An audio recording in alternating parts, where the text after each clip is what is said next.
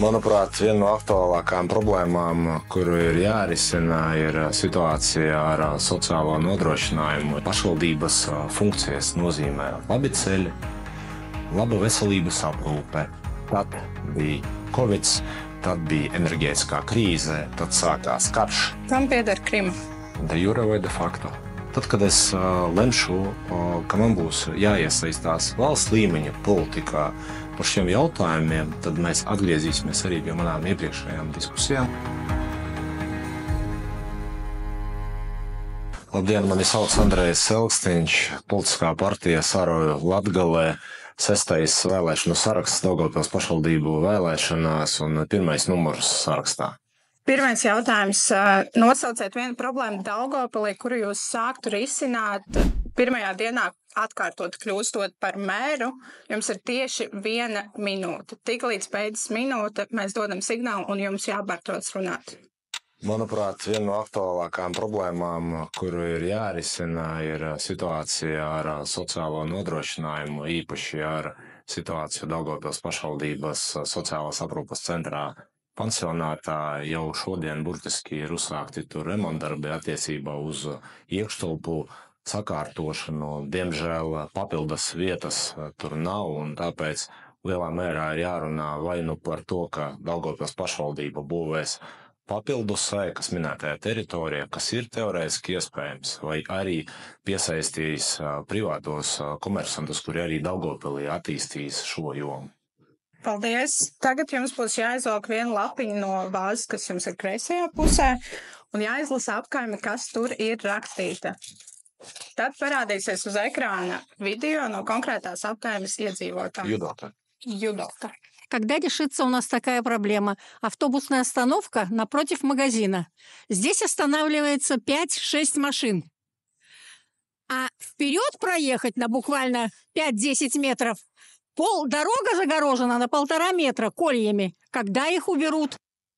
Superīgs jautājums. Jau šobrīd notiek projektēšanas darbi attiecībā uz lielā ielu, kur pie teritorijas, kas atrodas blakus Ostrovska iela, ir ieplānota autostāvlokumu izbūve, kā arī konkrētā ielas posma asfaltēšana līdz baznīcai un arī jaunas autobusu pieturas izveidē minētajā vietā.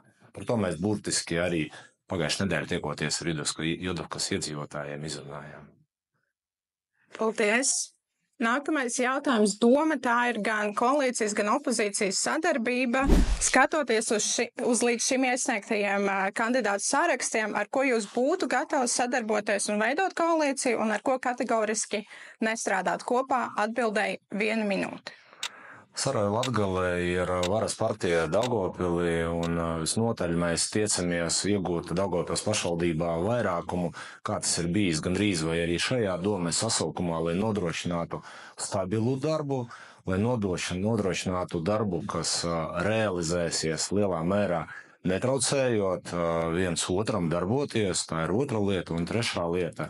Mums šobrīd nav diskusijas par sarkanajām līnijām. Ir jāvienojas par darbiem, kuri būs darāmi. Un līdzīgi kā arī iepriekšējā Domes sasaukumā, tāpatās arī nākošajā mēs plānosim nevis vadoties no sarkanajām līnijām vai piederību pie politiskajām partijām, bet galvenokārt no iedzīvotāju deleģētā mandāta konkrētiem pārstāvjiem darboties interesēs. Ja cilvēki vēlēsies deputāti ievēlēti strādāt, viņi strādāt. Ja nevēlēsies, tad viņi nevēlēsies un nedarbosies. Paldies! Nākamais jautājums. Elksniņa kungs, vai jūs piekrītat apgalvojumam, ka Daugavpils ir Latvijas pabērnu lomā un valdība nepietiekami pievērš uzmanību pilsētas problēmām? Ja jā, tad vai ir konkrēts plāns, kā to risināt? Lūdzu, pamatojiet savu atbildi. Atbildei ir 3 minūtes. Šobrīd ir pietiekami aktuāls jautājums, ka gan Daugavpils, gan arī kopumā Latgalē atrodas pabērnu lomā. Galvenās problēmas, ar kurām mēs saskaramies, ir nevienlīdzība pēc izlīdzināšanas, ņemot vērā, piemēram, pašvaldību izlīdzināšanas fondu, ka nevienlīdzība saglabājas, piemēram, saistībā ar tiem līdzekļiem, ko pašvaldības saņem, lai attīstītos. Tā ir viena lieta. Otra lieta pabērna lomā šobrīd ir tādi projekti, kā piemēram ūdens vecuma kanalizācijas attīstība. Mums ir nepieciešams finansējums, lai atjaunotu gan siltumtrases, kur līdzekļi valstī šobrīd nav pietiekami. Mums ir nepieciešams finansējums, lai turpinātu ūdensvadu un kanalizācijas pieslēgumus, ir tīpaši Nīderkunu un Mežciema apkaimē. Šobrīd valsts kopējais finansējums minētajām aktivitātēm ir absolūta nulle. Mums šobrīd ir nepieciešami investīcijas projekti attiecībā uz jaunu ražošanas telpu izveidi, jo mums šobrīd, acīm redzams, ir vienīgais industriālais parks, kas tiek būvēts Latgalē vispār, ir Lociku industriālajā zonā, ko mēs attīstam pie lidostas teritorijas. Mēs šobrīd redzam, ka austrumu pierobežas plāns ir absolūta butaforija, kura nesatur neko, kas būtu kaut kas nācis jauns, un tieši tādēļ šobrīd tas, ko dara pašvaldība, ir pietiekami aktīvi cīnās par nepieciešamo finansējumu un atbalsta projektiem Latvijas līmenī, ņemot vērā austrumu pierobežas plānu un viņa papildināšanu, sākot ar nepieciešamību atjaunot to, ko es arī teicu, ūdens un kanalizāciju, siltumtīklus, beidzot ar, piemēram, tramvaju parka atjaunošanu sadarbībā ar Rīgas pašvaldību, kā arī mēs šobrīd darbojamies arī ar Eiropas parlamenta deputātiem, ar Eiropas komisijas pārstāvniecībām, lai šāda veida atbalsta programmu izveidotu konkrēti Latgalei kā pierobežai Eiropas budžetā, Eiropas Savienības līmenī, kur mēs šobrīd saliekamies kopā Latvija, Lietuva, Igaunija, Somija un Polija. Visnotaļ tam visam ir nepieciešams aktīvs darbs, daudz nopietnāka komunikācija, ko mēs arī sagaidām no valdības partijām, un nav jau tā, ka visas problēmas atrisināsies ar finansējumu vai piešķiršanu. Mēs pietiekami aktīvi runājam arī par nepieciešamu grozīt Latgales speciālās ekonomiskās zonas likumu, lai tiem uzņēmējiem, kuri šeit veido darba vietas, iedotu makšķeri, ar kuriem viņi varētu gan piesaistīt lielāku finansējumu, gan nodrošināt arī lielāku vidējo atalgojumu. Papildu jautājums, jūs minējāt Taltapu industriālo parku, vai tam jau ir atrasts investors, ko pašvaldība arī pirms gada meklēja, tostarp īstenojot intervijas? Pašvaldība nemeklēja pirms gada nekādu investoru. Investoru atrašana bija atļauta tikai sākot ar būvdarbu uzsākšanu. Eiropas finansējums paredz, ka meklēt investoru tu vari tikai un vienīgi brīdī, kad tu jau esi uzsācis būvdarbus. Šobrīd pašvaldība atrodas investoru meklējuma stadijā. Galvenokārt mēs piedāvājam minētās telpas Daugavpils darbojošiem uzņēmumiem, kuri šobrīd jau darbojas pašvaldībā. Piemēram, ir pozitīvs piemērs attiecībā uz Aksonu un Mendeļejevu iela 5, kurš pēc identiska projekta tika izbūvēts, kurš Aksons izīrē. Viņiem ir piedāvāts, piemēram, Pulsārs, kurš pēdējo 3,5 gadu laikā ir izveidojis vairāk nekā 350 darba vietas. Mēs šo projektu, piemēram, piedāvājam realizēt arī Magistram, kurš darbojas vienlaicīgi gan Daugavpilī, gan Rēzeknē un plāno paplašināt savu darbības jomu. Mēs runājam gan ar LIA, gan ar ārlietu ministriju, gan ar citu valstu diplomātiskām pārstāvniecībām, lai investors ietu iekšā. Mēs plānojam, ka vasaras beigās mēs varētu sludināt izsoli attiecībā jau uz konkrēta investora piesaisti. Paldies. Nākamais jautājums. Vai jums ir zināms, cik māju šobrīd ir renovētas pilsētā? Dzīvojamais fonds mums ir ļoti novecojis. Kā jūs plānojat risināt šo problēmu? Atbildēju 3 minūtes. Es nemaldos, provizoriski Daugavpilī vēsturiski ir renovētas 6 vai 7 mājas. Vēsturiski kopš 1990. gada, vairāk tādu nav. Pagājušajā gadā jau bija uzdots mūsu gan attīstības departamentam, gan dzīvokļu komunālās saimniecības uzņēmumam aktīvi darboties. Mēs esam izvadījuši vairāk nekā 40 sapulces attiecībā uz daudzdzīvokļu mājām, kur provizoriski 20 jau ir sākušas tehnisko izpēti, ir pasūtījušas energosertifikātu, un pēdējā auto telpo uzsaukumā 6 mājas no Daugavpils jau tika pieregistrētas, lai minētajā aktivitātē piedalītos un pilnībā renovētu konkrēto dzīvojamo fondu. Manuprāt, uz doto brīdi tas visnotaļ ir pozitīvs signāls, jo galvenā problēma, ar ko mēs saskaramies, ir vai nu iedzīvotāju atsevišķu nevēlēšanās piedalīties minētajā aktivitātē, vai, piemēram, iepriekšējie robi un problēmas, kad tika veikta to 6-7 māju renovācija, kad vai no dēļ nekvalitīvi veiktiem darbiem, vai no dēļ problēmām garantijas laikā iedzīvotāji bija lielā mērā neapmierināti. Bet viens no pozitīvākajiem piemēriem, ko šobrīd ikdienā mēs uzrādam, attiecībā, piemēram, uz 1 kvadrātmetra izmaksām siltumrēķinos, ir Šaurā iela 25A, kas ar pašvaldības atbalstu tika izrenovēta, un papildus automa finansējumam, kas tiek piedāvāts līdz 5% apmēram, mēs burtiski nedēļu iepriekš pieņēmām domes lēmumu, ka pašvaldība paralēli apmaksās līdz 20 000 eiro visas projektēšanas izmaksas, tā ir viena lieta, un papildus katrs dzīvoklis saņems 10 eiro grantu apmērā par katru savas dzīvojamās dzīvokļa platības kvadrātmetru. Respektīvi, gan no pašvaldības ir atbalsts, gan naudā, gan arī graudā aktīvi notiek komunikācija, un šobrīd mēs redzam jau pirmās 6 mājas, kuras jau ir apstiprināts pirmajā uzsaukumā. Paldies! Nākamais jautājums.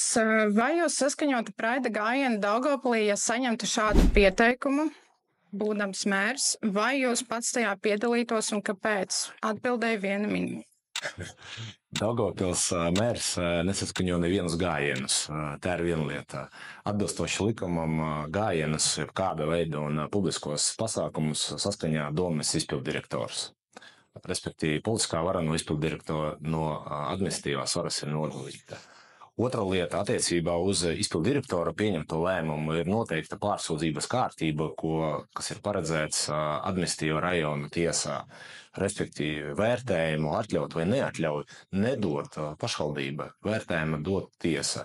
Vai es atbalstītu personīgi? Nē. Vai es piedalītos personīgi? Nē. Esmu katolis un atbalstu tradicionālo pieeju. Paldies! Lūdzu, nosauciet cipari no 1 līdz 4. Mēs jums parādīsim attēlu ar kādu objektu Daugavpilī, un jums būs jānosauc problēma, kas tajā ir attēlota, ja jūs tādu, protams, saskatat, un kā jūs tās risinātu. 4. 4, un atbildēji būs 3 minūtes. Konkrēta vieta ir pie Slobodkas, pie dzīvokļa komunālās saimniecības bāzes, trotuārs. Problēma pamatā bija risināta minētajā vietā galvenokārt ar pārvada būvniecības pirmo kārtu, un problēma tiks atrisināta, jo galvenokārt minētā vieta un teritorija tiek izmantota šobrīd tikai vai nu lai aizietu līdz dzīvokļa komunālās saimniecības uzņēmuma lielajai bāzei, vai lai pārvietotos līdz stacijas ielai pa gaisa tiltu, kas pieder Latvijas dzelzceļam. Un mūsu pamata ideja attiecībā uz minēto teritoriju ir pabeigta pārvada 2. kārtu. Mums šobrīd ir gatavs projekts.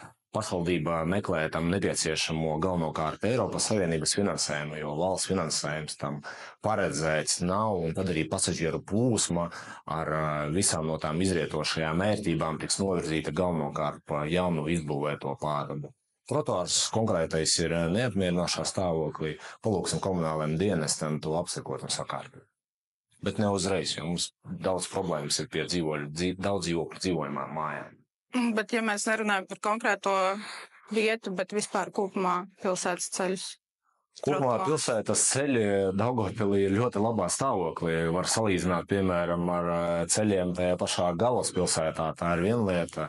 Otra lieta, ja ir kāda papildus informācija, kurās posmos ceļi nav sakārtoti, pilsētai piederošie ceļi, tad lūdzums arī par to informēt. Mums ir problēmas ceļu sadaļā, piemēram, daudz dzīvokļu māju teritorijās, kā pieguļošajās teritorijās. Un, kā mēs redzam, daudzas no tām tiek remontētas ar pašvaldības atbalstu, ja iedzīvotāji par to ir lēmuši. Jā, bet daudzos gadījumos, tāpatās kā siltināšanas problēmām, mēs saskaramies ar to, ka vienkārši pietrūks balsu, lai pretendētu uz to pašvaldības finansējumu un to sakārtot iekšpagalmus. Tīpaši tas attiecas uz mājām, kuras atrodas kooperatīvu pārvaldībā. Un kā šobrīd izskatās, kad varētu tikt pabeigta otrā pārvada kārta? Wow, ir grūti absolūti minēt, kad viņi varētu būt pabeigta. Tas, kas šobrīd ir pašvaldībai, pašvaldība ir ieguldījusi naudu projekta dokumentācijas izstrādē, mums uz rokām ir projekts, tā ir viena lieta. Otra lieta, mēs ilgu posmu gaidījām valsts programmu attiecībā uz tiltiem un pārvadiem, gaidījām pēdējos 3-4 gadus. Diemžēl visi līdzekļi šobrīd prioritāri valstī no autoceļu programmām tiek pārvirzīti galvenokārt uz Rail Baltica sadārdzinājumu, kompensēšanu. Tas, kas mums izdevies pa pēdējiem 1,5–2 gadiem, ir panākt finansējumu piešķiršanu no valsts puses, no atsevišķas nodokļu sadaļas ceļa posmā 6 Daugavpils Nīdzgale sakārtošanā un finansējumu paredzēšanu vienības tiltam valsts budžetā, ko arī mēs šobrīd sagaidām, ņemot vērā Eiropas finansējuma pārdalīšanu. Pārvada 3. kārtas projekts ir nākošā prioritāri, kur seko aiz Daugavpils Nīdzgale, vienības tilts, un tad būs arī pārvada. Lielas izmaksas aptuveni 40 miljoniem eiro. Paldies. Nākamais jautājums. Jūsu programmā partijas ir teikts, ka plānojat izveidot noturīgu izglītības ekosistēmu.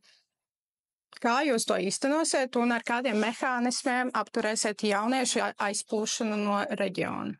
Galvenokārt ir jāsāk ar jauniešu aizplūšanas no reģiona, kas šobrīd atspoguļojas ļoti vienkāršos ciparos jauniešu eksports augstākajā izglītībā. Vairāk nekā 90–95% jauniešu izvēlas tās augstākās mācību iestādes, kuras atrodas Rīgā, vai tā ir Latvijas Universitāte, vai Rīgas Tehniskā universitāte, vai Stradiņi. Un šajā ziņā mums ir svarīgi, lai Daugavpilī saglabātos Daugavpils Universitāte, jo šie skaitļi gadījumā, ja tiks pārskatīts Daugavpils Universitātes status, būs vēl drastiskāks. Attiecībā uz skolu tīklu un skolu ekosistēmu Daugavpilī šobrīd ir viens no sakārtotākajiem skolu tīkliem Latvijā. Viens no modernākajiem. Mums šobrīd nav nepieciešams veikt nekāda veida reorganizācijas vai kāda veida izmaiņas skolu tieši tīklā, ņemot vērā to, ka ir sakārtota tīri bāze attiecībā uz skolēniem. Mums darbojas šobrīd valstī vienīgā sistēmiskā pieeja attiecībos pirmskolas izglītības programmām, kuras ir integrētas pašā skolu tīklā. Galvenās problēmas, protams, mums pie ekosistēmām ir skolu infrastruktūra. Un šobrīd mums ir pieteiktas 2 skolas attiecībā uz attīstību, pat vairāk attiecībā uz attīstību. Tā ir Daugavpils Zinātņu vidusskola attiecībā uz dalību Eiropas projektiem, lai sakārtot infrastruktūru. Tad ir Daugavpils Valstspētes vidusskola attiecībā uz ēka sakārtošanu Tautas ielā, un vēl paralēli mums tikko burtiski šajās dienās ir apstiprināts jaunais projekts attiecībā uz drošo skolu, uz 2 Daugavpils skolām, kurš tika sakārtota vide ņemot vērā drošības kritērijus ar jaunu pieeju, lai vairāk sargātu bērnus.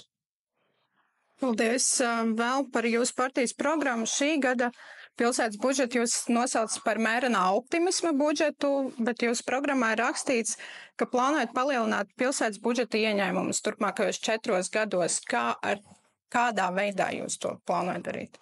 Budžeta plānotājs un budžeta ieņēmumi galvenokārt ir saistīti arī ar ieņēmumiem, ko mēs saņemam, ņemot vērā iedzīvotāju ienākuma nodokļa palielinājumu, ņemot vērā, atvainojos, minimālās iedzīvotāju ienākuma nodokļa palielinājumu pašvaldības budžetā, kas galvenokārt iet gan sakarā ar minimālās mēneša algas pieaugumu, gan arī algu indeksāciju pašvaldībā. Daugavpils pašvaldība ir lielākais darba devējs, līdz ar ko viena no mūsu pamatorientācijām ir celt vidējo algu pašvaldībā, Daugavpils pašvaldībā, un pēdējos gados viņa ceļas, ņemot vērā arī kā pašvaldības, kā lielākā darba devēja algu indeksāciju attiecībā uz saviem darbiniekiem. Tā ir viena lieta. Otra lieta, mēs šobrīd redzam, kā ar tādiem uzņēmumiem ar augstu pievienoto vērtību un viņu attīstību kā Pulsārs kā piemēram Regula Baltica vai piemēram SND, attīstot IT inženierijas klāsteri, ko mēs arī ikdienā veicam,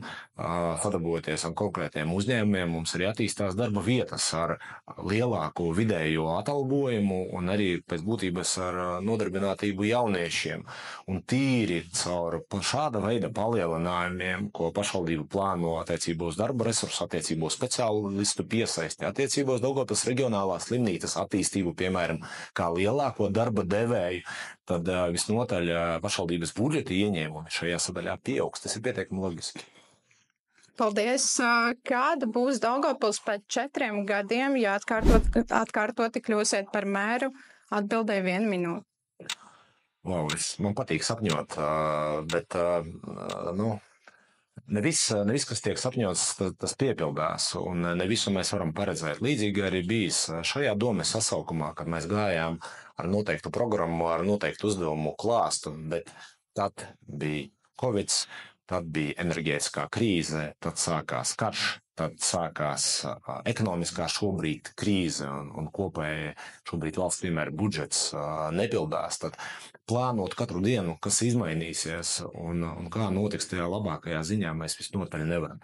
Protams, sapņoju par Daugavpili kā par spēcīgu pilsētu, par Daugavpili kā par pilsētu, kas būtu sirds Latgalē, par Daugavpili, kas būtu virzītājs spēks politiskā dienas kārtībā, gan par Daugavpili, kas būtu atvērta un pretīm nākoša, piemēram, jauniem cilvēkiem ar bērniem, lai tieši šeit koncentrētos pilsētas attīstība un reģiona attīstība.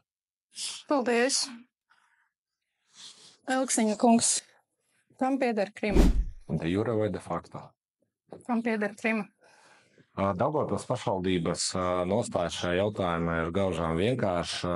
Mums ir saistoša Latvijas ārlietu ministrijas pozīcija par to, ka Ukraina ir nedalāma. Tad, kad mēs tiekamies pagalmos ar vecmāmiņām un vecmāmiņa jautā, ka viņa vēlētos aizbraukt, piemēram, uz Sevastopolī, jo viņai tur ir apglabāti vecāki, tad noteikti viņai būtu jāiet uz Krievijas Federācijas vēstniecību, lai saņemtu vīzu un viņi varētu uz turieni doties. Bet es domāju, par to piederību mēs tuvākajā laikā visi uzzināsim. Un ņemot vērā jūsu iepriekš izteiktos izteikumus par Krievijas piederību, par Ukrainas karoģiem, kas vien neilgu brīdi plīvo pie pilsētas domas Krievijas simboliku, kas vēl līdz pērnā gada novembrim bija domas skatlogos, kā arī, piemēram, jūsu tikšanos ar Vladimira Putina protokola darbinieku Ševčenko kungu, vai jūs neredzat risku, ka jums uzvaras gadījumā netiks iedot pielaide valsts noslēpumā? Savā dzīves posmā esmu mācījies Maskavas valsts universitātē. Esmu ticies ar ļoti daudziem dažādiem cilvēkiem. Esmu novērojis, kā piemēram Valdis Zatlers un Vaira Vike Freiberga ir braukuši uz 9. maija svinībām un likuši ziedus pie nezināmā karavīra kapa. Arī par konkrētiem jautājumiem un komunikācijas runājot posmā, ja es nemaldos, 11. gados līdzīgi, kad arī valsts prezidenti ir braukājuši un izrādījuši savu attieksmi. Bet šajā sadaļā man absolūti nav nekādu šaubu, ka man tiks piešķirta pielaide valsts noslēpumam. Bet dienas to vērtēs. Bet savulaik jums Satversmes aizsardzības birojas neiedod pielaidi valsts noslēpumam, ja jums tās tomēr nebūs. Kuru no jūsu partijas virzīt mēra amatam? Es neesmu zilnieks, lai zilētu uz kafijas biezumiem, kas būs vai kas nebūs.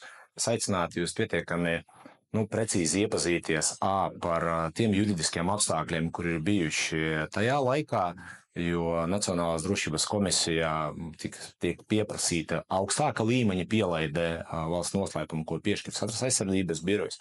Pašvaldības vadītājiem šāda pielaide nav nepieciešama. Pašvaldības vadītājiem ir nepieciešama cita absolūti līmeņa pielaide, un jau šobrīd es kā Daugavpils domes priekšsēdētājs piedalos gan valsts prezidenta rosinātajās un sasauktajās aizsardzības komisijas sēdēs, gan mēs arī darbojamies civilās aizsardzības komisijas ietvarā ar civilās aizsardzības plāniem, kuri satur arī ierobežotas pieejamības un publiski nepieejamas informācijas sadaļu.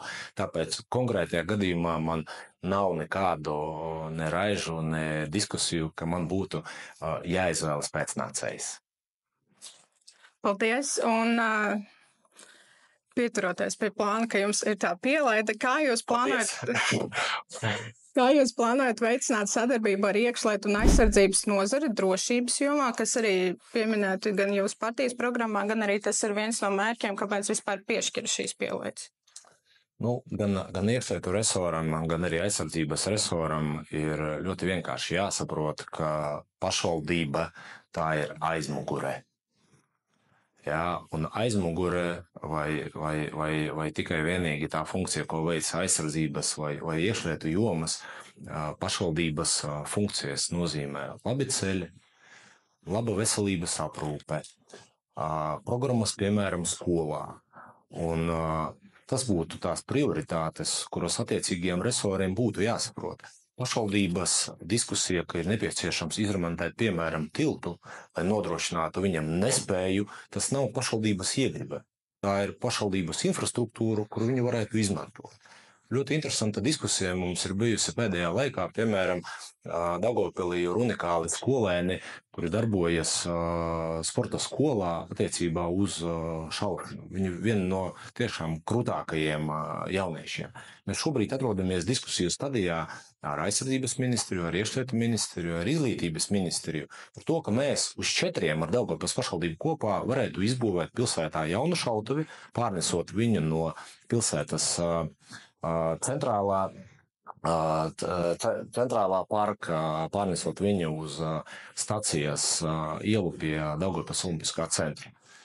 Aizsardzības ministrijai naudas nav, iekšlietu ministrijai naudas nav, izglītības ministrijai naudas nav. Tad man ir jautājums, ko viņi pārstāv un ko viņi aizstāv, lai realizētu šāda veida infrastruktūras objektu, ko būtu iespējams izmantot gan skolēniem, skolā, ņemot vērā aizsardzības mācības, kuras tiek ieviestas, iekšlietu ministrijā, ņemot vērā, piemēram, mednieku sagatavošanu, ņemot vērā viņu licencēšanu, vai, piemēram, tajā pašā aizsardzības ministrijā, lai sagatavotu jauniešu obligātā militārajā dienestā. Kurš vairāk rūpēs par drošību? Sanāk Elksniņš. Elksniņa kungs, jūs ļoti labi apzināties savu autoritāti pilsētā. Kāpēc jūsu retorikā neparādās nekas saistīts ar notikumiem Ukrainā un kāpēc jūs joprojām neesat nosaucis Krieviju par agresoru? Arī jūsu partijas programmā tiek minēts vārdu salikums bezprecedenta ģeopolitiskie notikumi. Ko jūs ar tiem domājat? Īstenībā būtu uzmanīgi ir jānoskatās visas manas publiskās intervijas šajos jautājumos. Es esmu pietiekami precīzi krustu šķērsām izanalizējis arī, piemēram, Romas kriminālu noziegumu konvenciju attiecībā uz starptautiskiem jautājumiem. Par to visu ir dots vērtējums. Tā ir viena lieta. Otra lieta ir arī gaužām vienkārši Daugavpils pašvaldībā un Daugavpils pašvaldības programmā mēs orientējamies uz jautājumiem, kas ir svarīgi mūsu pilsētai A. izaugsmai, B. sakārtošanai un galvenokārt cilvēku, kuri šeit dzīvo, saliedēšanai. Un tas ir mans primārs uzdevums. Tad, kad es lemšu, ka man būs jāiesaistās valsts līmeņa politikā par šiem jautājumiem, tad mēs atgriezīsimies arī pie manām iepriekšējām diskusijām, kur jūs varēsiet iepazīties ar to. Un ko jūs partijas programmā bijat domājis ar bezprecedenta ģeopolitiskiem notikumiem? Bet apskatieties, kas šobrīd notiek pasaulē. Kas šobrīd notiek pasaulē? Mūsu strateģiskais partneris sarunājas ar Krieviju. Kurš ir mūsu strateģiskais Amerikas Savienotās valstis. Vai mums nav jāsarunājas? Vai mums atsūtīs arī kaut kas atkal no augšas, kas būs jādara? Vai mums ir sava ārpolitika un sava ārpolitiskā dienas kārtība? Kā piemēram Polija. Vai brīdī, kad beigsies Krievijas īstenotais karš Ukrainā, jūs redzat iespēju Daugavpilī būt tiltam starp Latviju un Krieviju, kā jūs to norādījāt arī uzstājoties Krievijas enerģētikas nedēļā 21. gadā? Attiecīgi, vai Daugavpils varētu būt tilts? Problēma ir ļoti vienkārša, ko esmu arī vairākas arī norādījis. Ik viens karš, kurš sākas, viņš arī beidzas. Un ik viens karš ir traģēdija. Un karš, kurš šobrīd notiek Ukrainā, kur Krievija karo ne uz savas zemes. Jā, ir traģēdija gan Ukrainas tautai, gan arī lielā mērā Krievijas tautai. Karš beigsies, to diktē vēstures notikumi. Pirmais pasaules karš beigās, otrais pasaules karš beigās, un arī šis beigsies. Bet Latvija geogrāfiski savu kaimiņu izvēlēties citu nevar. Un cik aktuāls priekš Latvijas un priekš Latvijas nacionālās drošības ir jautājums par Krieviju, tāpat ir aktuāls jautājums priekš Krievijas un viņas nacionālās drošības atkarību no Latvijas, kā no Eiropas Savienības un no NATO valsts. Un Daugavpils šajā ziņā visnotaļ kā pašvaldība, kura galvenokārt šobrīd orientējas uz saimnieciskiem jautājumiem, kur ir orientēta, lai nešķeltu Daugavpilī dzīvojošos cilvēkus, lai nedalītu viņu pēc etniskās piedarības. Mums vienā kāpņu telpā būs jādzīvo. Gan kāpņu telpā, ko mēs varam nodēvēt par Daugavpili, kur dzīvo dažādi cilvēki, gan ģeopolitiskajā kāpņu telpā, kur Latvija robežojas ar Krieviju. Un to ir svarīgi saprast. Tas, cik lielā mērā un kādā brīdī tas tiks atjaunots vai attīstīsies, protams, ir atkarīgs no Latvijas ārlietu ministrijas, no prezidenta, no Eiropas Savienības, no NATO kopējās nostājas, tāpat kā no Krievijas nostājas šajā jautājumā. Tas, ja man būs dots tāds uzdevums vai lūgums no Latvijas valdības puses būvēt šo tiltu, tad, labprāt, es uzņemtos šāda veida atbildību, jo Daugavpils ar savu pieredzi vienot, bet nevis šķelt, ir parādījusi, ka mēs varam būt pietiekami labi diplomāti. Tad, attiecīgi, jūs vadīsieties pēc Latvijas un Eiropas Savienības nostājas? Daugavpils pašvaldības vadītājiem ir pienākums vadīties no valsts politiskās nostājas katrā konkrētajā gadījumā. Paldies! Daugavpilī tikko aizritējis pirmais tautastērpu gājiens, kurā arī jūs piedalījāties. Tomēr 4. maijs Daugavpilī iepriekšējos gados ir bijis tā kā aizēnots ar 9. maija svinībām. Ņemot vērā, ka jūsu partija iestājas par Latgales daudznacionālo raksturu, kādus risinājumus jūs redzat, lai mazinātu šo te sašķeltību starp divām kopienām, kas ir latviski runājošie un krieviski runājošie? Es neuzskatu, ka ir pareizi pretnostatīt 4. maiju un, piemēram, 9. maiju, ja tie ir absolūti divi dažādi un viens no otra neatkarīgi notikumi. Tā ir viena lieta. Otra lieta - tautastērpu vilku ne pirmo reizi savā dzīvē un arī ne pēdējo. Trešā lieta ir ļoti gaužām vienkārša. Mums ir jāciena tie notikumi, vēstures notikumi, kuri mums ir bijuši gan 4. maijā, attiecībā uz valstiskumu neatjaunošanu. Es aicinātu visus izlasīt un iepazīties tomēr ar stenogrammām augstākās padomes, kuras ir sēdēm, kuras ir bijušas 3. maijā, kad tika vēlēti, piemēram, augstākās padomes priekšsēdētājs Anatolijs Gorbanovs, pirmais vietnieks Deņas Īvāns, otrais vietnieks Andrejs Krastīņš, apskatīties, ko viņi tajā brīdī bija īsti teikuši attiecībā uz Latviju, Latvijas nākotni. Arī par Latgali, kad, piemēram, Deņas Īvāns bija solījis nepieciešamību izveidot Latgales atjaunošanas fondu. 3 gadi ir pagājuši, nekas no tā nav arī izpildījies, diemžēl līdz galam. To ir jāvērtē vienā plāksnē. 9. maijs ir jāvērtē citā plāksnē. Mums ir ļoti daudz iedzīvotāju, ļoti daudz cilvēku, kā arī mans vectēvs, kuram 9. maija ģimenes pieredze un vēsturiskā atmiņa attiecībā uz tiem notikumiem ir bijuši kaužām citādi nekā šobrīd mēģinām pagrozīt un pamainīt. Mūsu pieeja ir jābūt tādai, ka ar cieņpilnu attieksmi ir jātiecas vienam pret otru, ar cieņpilnu attieksmi par dažādiem notikumiem, kuri ir bijuši gan valsts vēsturē. Mums ir jāgodina tie cilvēki, kuri cīnījās par mūsu valsti. Mums ir jāgodina tie cilvēki, kuri ir cīnījušies pret hitleriskās Vācijas sakaušanu, ņemot vērā Nīrnbergas tribunāla atziņas, jā, pie kuriem tā ir nonākuši. Un tā mēs varētu veidot gan vienotu nāciju, jā, gan vienotu valsti, gan arī vienotu Daugavpili. Un šajā ziņā mums Daugavpilī, manuprāt, tas ir izdevies. Pie tā, protams, ir daudz jāstrādā, bet mums ir jācīnās par sevi, par savu pilsētu un par vienotību un nacionālo saskaņu. Tad jūs uzskatāt, ka Daugavpils nav sašķelta divās kopienās?